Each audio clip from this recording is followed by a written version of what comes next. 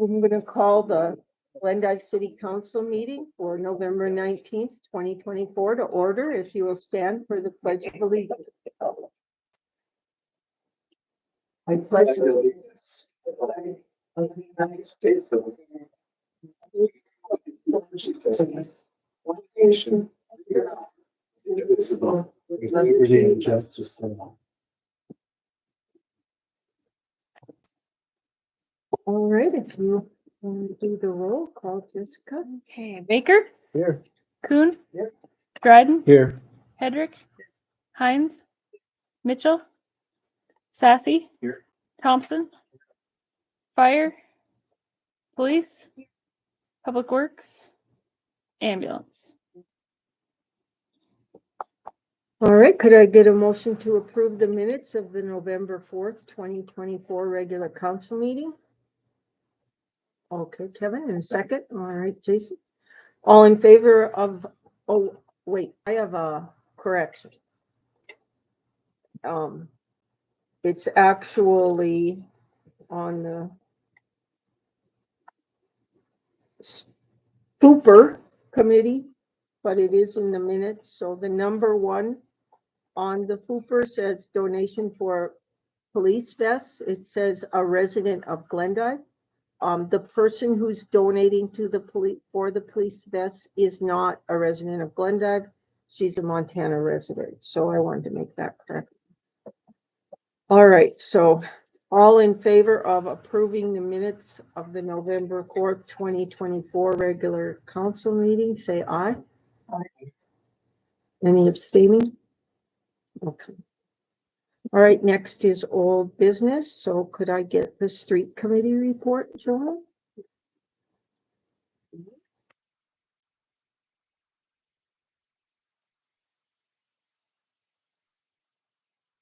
Okay. Street committee met Wednesday, November 13th. In attendance was Ray Sam, Todd Off, Darcy Seaman, Katie Mills, Jason Sassy, Joanne Hines, Mike Dryden, Raccoon, Deb Diane, and Vernon Seniors, and Mary Review. We opened the meeting at 4:03 p.m. The first item that we discussed was changing the committee meeting times to 5 p.m. and 5:15 to allow for more public access.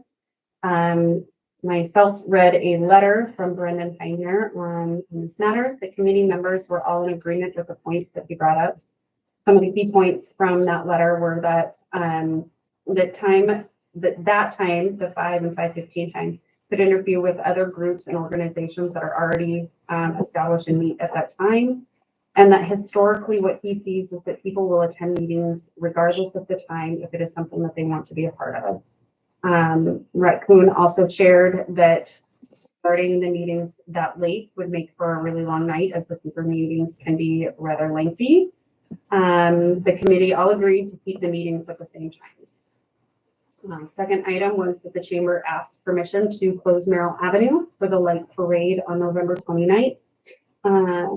Committee agrees and recommends approving this closure.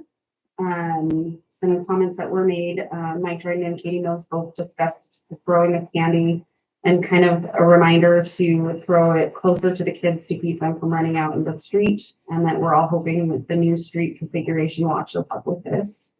And then the third thing that we discussed was not on the agenda, but Frank Cian did share that the street lights on Merrill will be fixed in early December, that he's aware of the issue and is working on staying on top of the company who is doing those repairs. He also shared that the state project is basically done, that there are just a few final touches to be completed. There was no public comment, and we adjourned the meeting at 4:19 p.m. All right, thank you. All right, next is the FUPR committee. So could we get that report, Mr. Dryden? Thank you, Mayor. Yes. The first item was about donation for police vests.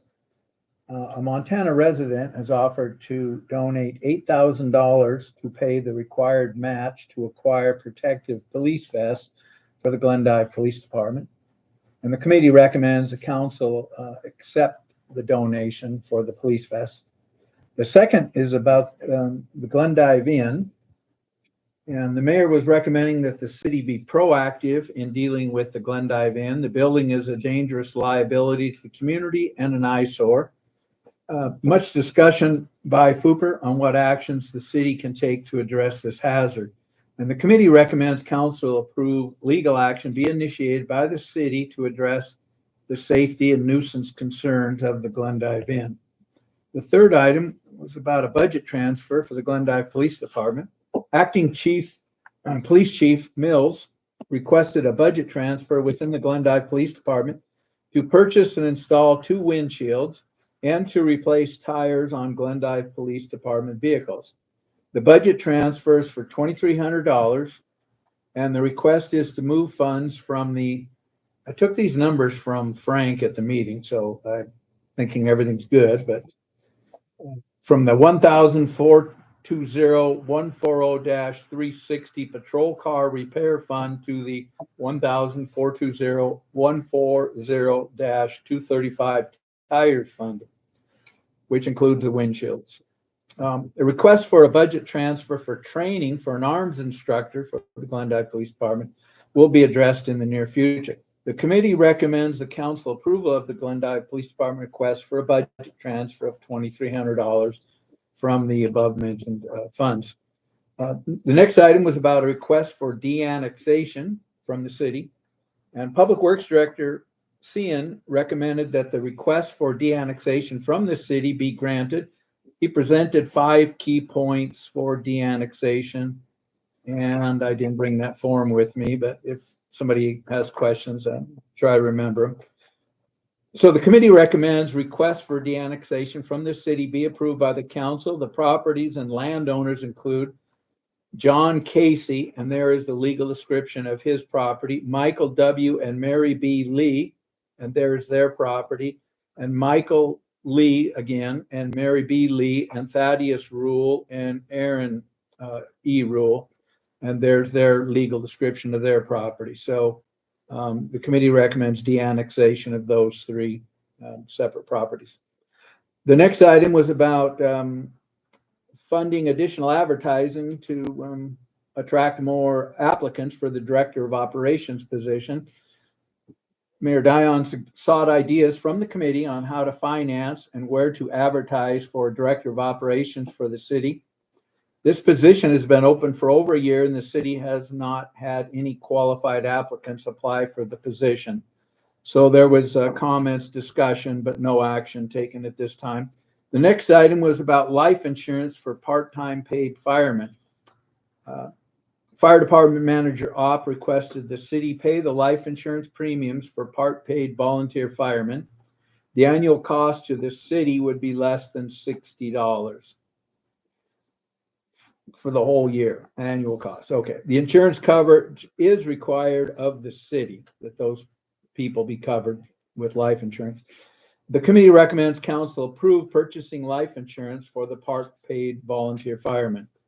Public comment, Councilman Sassy asked for cooperation. Basically, he didn't want to make his questions and concerns about the budget to be seen as personal with the department heads and stuff. Very appropriate communication. And I didn't want to go on another sheet, so we adjourned at 5. There was no other comment. We adjourned at 5:34. And that concludes my report. Amen. Okay, thank you.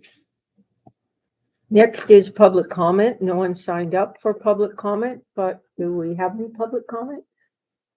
No. All right, then we'll move to new business. Could I get a motion to approve closing Merrill Avenue on November 29th for the light parade? Okay, Betsy, in a second. Doug? All right. Any discussion about it? All right, then. Just one thing, Mayor. Okay. Yeah, the mayor actually made a pretty good comment on this. I thought since parking is on, east-west, you guys help me. The side of the street we're on, you can park on the side of the street across there. With Merrill, you're not supposed to park over there now. So if parents and people with kids that'll be chasing candy, that would be a good side of the road to be on, because there won't be all the cars to kind of block people from seeing the kids when they're involved in trying to locate that candy. So anyway, And this was actually something that Carrie Keller brought forward last year when she was asking us to not allow any parking on one side of the street. So now that we have this new configuration, it might be a good idea. So anyway, thank you. All right, so all in favor of approving closing Merrill Avenue on November 29th for the light parade, say aye. Okay, that carries. The next item is approve pursuing legal action to address safety and nuisance issues at the Glendive Inn. Could I get a motion for that? Right, Mike, in a second. All right, Joanne. Any discussion about this? Just a question, Mayor, did any other information come up from, any of the people that would be directly involved, the city attorney and or the county Yes, secretary? I That you spoke, want to talk about? I spoke with the county sanitarian yesterday. And it gets a little bit complicated, but he suggested that the council, at least 3 people on the council, sign a nuisance petition, which then we can give to our attorney for him to move forward with it. But then I got a message today from Todd Opp, the fire manager, that he got a call from George Lane, who got a call from the sanitarian after I met with him. So George Lane, as the assistant fire marshal, could also demand that the building be secured as the fire marshal. So I'm not sure exactly how we're going to pursue this, but I am moving forward with getting all the information and sharing it with our city attorney.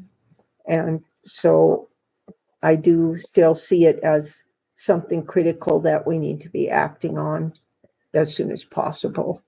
But we do seem to have everybody that should be involved giving us information, so I think we'll go about it in the right way. Any other Thank you. questions? Okay, then we'll go for the vote to approve the pursuing legal action to address the safety and nuisance issues at the Glendive Inn. All in favor of pursuing legal action, say aye. Aye. Okay. That's it. The next item is to approve the budget transfer of $2,300 for tires and windshields for police cars. Could I get a motion for that? Okay, Kevin, in a second. Doug? Oh, I'm sorry. It was Mike. All right, all in favor of approving the budget transfer of $2,300 for tires and windshields for police cars, say aye.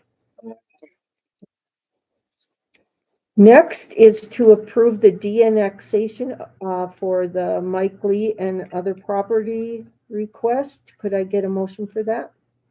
Okay, Kevin, in a second. Joanne? All right, all in favor of approving the de-annexation for the property requested, say aye.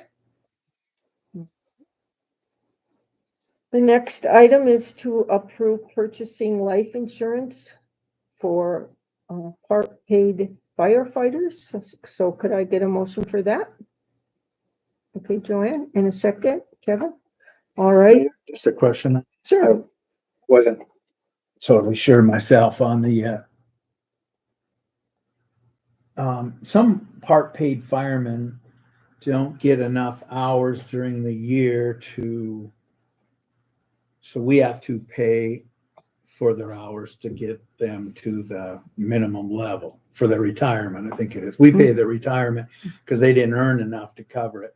So do all the part paid firemen now, this will give them the life insurance, or did some that get enough hours, do they pay it on their own? I was a little confused on that. It's not a big, I was just wondering. So are we paying for all of them regardless of how many hours they get? I didn't know it. Is that what it is? That's how I understood it, yeah. Okay, okay. And it is our internal policies and procedures that firemen Needs to required minimum number of hours to cover that. Usually we do a pretty good job. Um, every now and again, there might be one or two that don't get their hours in, but we try to keep up on that. So they'll all be, compensated the same, no, on this. Right. Okay, That's my understanding. okay, thanks. I don't know who else we could ask. All right, so, Mr. Coon. I guess we can move to the vote to approve purchasing life insurance for part paid firefighters. All in favor, say aye. And you're abstaining, right? Here, Yes. you may, are we going back to the donation for the vests? Yes, because I Okay. missed it. Okay. All right, so the next thing is to accept the 8,000 donation for the grant match to purchase the vest for police. Could I get a motion for that? All right, Doug, and a second? Okay, any of you guys? Jason, I guess, was the first one. All right, all in favor of accepting the 8,000 donation for the grant match to purchase the vest for police, say aye. Any abstaining? Could I get a motion to approve the accounts payable claims of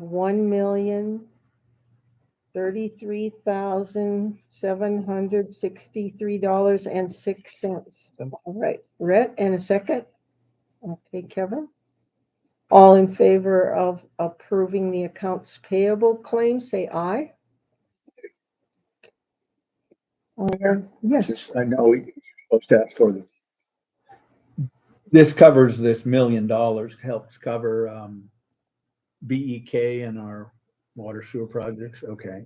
and we will still get one more bill. And yesterday I got a notification that we have almost $2 million of this project already forgiven. Oh, wow. So that was really nice news. Is that from SRF then? Is that who forgave This it, was or- from, say, ARPA, Okay, American Recovery Plan Act. okay, Yeah. great, All right, thank you. good. Sorry, I should have asked before I Oh, called the vote. All right, for department head comments, Acting Chief Mills, do you have any comments? Just an update on the fire instructor training. Reached out to the local, the local Masons reached out to me last Friday and said I will have a check to cover that cost. What nice news. Cecil Williamson to go to fire. oh, okay. Well, that's good news. Anything else? No. Okay, how about you, Mary Jo? Okay, thank you. All right, so the city court report is in your packet. The personnel committee will meet on November 25th at 4, and the ordinance committee will meet on November 25th at 4:15. Next are the mayor comments. I want to commend each department for their work to stay in budget and to continue to deliver the services to the citizens. This requires eyes on the budget and eyes on spending in all departments, and I appreciate the cooperation and understanding in all the departments, and I also appreciate the council who is also helping pay attention to this. We would like to acknowledge Patrolman Sam Wright for her excellent performance at the academy. We are very fortunate to have many young, talented police officers who have the safety of our community as a priority. So congratulations to Sam. We will soon have the first meeting with the Government Study Committee. This was put out to the voters every 10 years. The members of the committee are Donald Brown, Peggy Hawes, and Maria Walker. I wish to thank these citizens for stepping up and volunteering for this task. The study can last up to 2 years. Sadly, we've received the resignation of Fire Manager Tom Opp. We have Todd Opp. Did I say Tom? Okay, Todd Opp. How embarrassing. We have just over a month left with him now, so we are developing a plan going forward. And today it does feel like winter's arrived. I hope everyone's ready. Be safe on the slick roads so we don't have a lot of police calls, and try to have an emergency kit with you. And I would just want to take a moment to thank the Glendive Masonic Lodge for their generous donation to the police department for training. I also want to thank the anonymous donor who donated the $8,000 match for the ballistic vest for the police officers in memory of her father, Eugene Cross. And then finally, I've had quite a few questions about what is happening on Douglas Street. We are planning a project to begin in the spring there. We will extend the little park that's by the bus stop. We'll plant a couple trees, pave the street, hopefully add a nice wide sidewalk all the way to the Bell Street Bridge. So hang on, it's going to get better. This is actually something that's in our downtown Glendive master plan. So I don't know if you can see that, but this is kind of what we're going with down there. So we've cobbled together some funds from different areas, and next spring we plan to start that project. So that's all I have. If anybody has any comments or discussion, then we could move for adjournment. You so move. Okay, and second? All right. All in favor, say aye. Thank you. Meeting is adjourned.